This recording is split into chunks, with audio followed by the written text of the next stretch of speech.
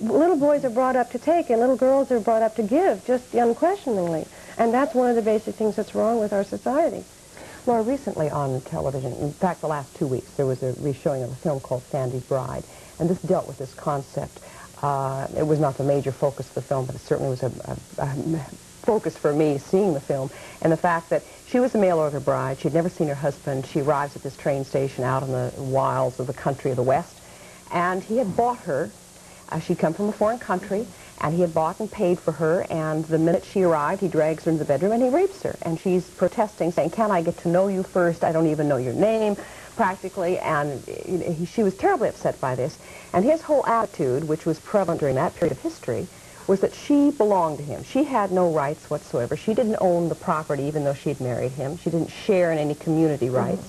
And that was her wifely duty. When was this taken? This was just reshown recently. I mean, the period of history was in the late 1800s. Well, see, but this is exactly why this kind of legal concept, which is current now in 39 states, is so outmoded. What are we doing with that kind of idea about women that was prevalent for 10,000 years going on now in 1982? It makes no sense. But that thinking of the woman as property, is this the main problem that you see as the basis? That's the legal basis for this law, exactly. And also the main psychological problem that men still have carried that over, that the wife is his. Of course.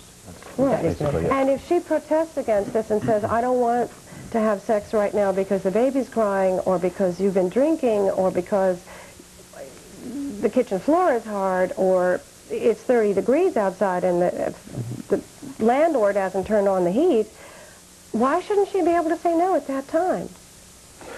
Also, there's a few other questions, interesting sociological things that have occurred in the last 10 or 15 years. I'm wondering if, now that the woman's bringing home a paycheck, and perhaps a sizable paycheck, if that has anything to do with this issue. We've got to come back and talk about that. Not too sizable. The feminist, no, but the whole feminist movement, I think, brings some kind of dimension to this whole conversation. I hope so. Also, I think the amount of resistance is something we need to talk about, how that colors the issue when it gets into the courts, when the woman is, in fact, very, very adamant and physically resisting her husband's advances, or says no and subjugates herself to him nevertheless.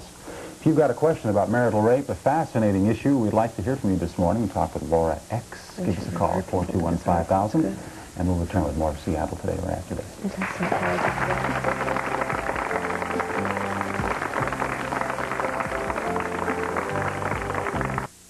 Kids like Kicks for what Kicks has got. Moms like Kicks for what Kicks has not. Kicks has corn and that's enough, 'cause Kicks hasn't got any fancy stuff. No added flavors, Kicks doesn't need 'em. No added colors, kids love to eat 'em. It's low in sugar, so it's not too sweet. A good Kicks breakfast is hard to beat. Kids like Kicks for what Kicks has got. Moms like Kicks for what Kicks has not. Kicks, kid tested, mother approved. In the past year, Grand Tree Rental received over 1/2 million pieces of rental return furniture. Our warehouses are jammed. We must sell it to make room, so Grand Tree has placed this value furniture in Grand Tree Furniture Rental outlets for immediate liquidation. Now's the time to buy and save on furniture for your home. You'll find sofas from $79, chairs from $49, occasional tables from $29, chests from $49, nightstands from $24, and bedding from $69 per set. Just a few of the great values you'll find and buy at your Grand Tree Furniture Rental outlet, where you'll find better bargains for smart buyers. Grand Tree! There you are. Doing my shirt? Obviously, sir. Using warm water? Naturally, sir. And dry bleach? Oh, no, sir. No? No, dry bleach works best in hot water. But when we switched to warm for colors and synthetics, we switched to Borotine. Did we? Borotine is specially made to clean and brighten in warm water. Perfection. Jensen, you're one of a kind. Oh, no, sir. Borotine's one of a kind. I'm a treasure. When you switch to warm, switch to Borotine.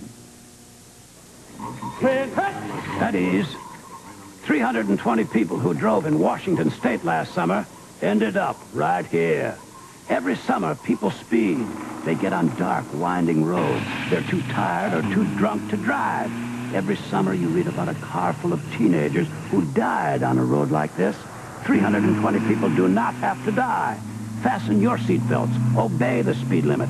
End this summer tragedy. I know you can do it.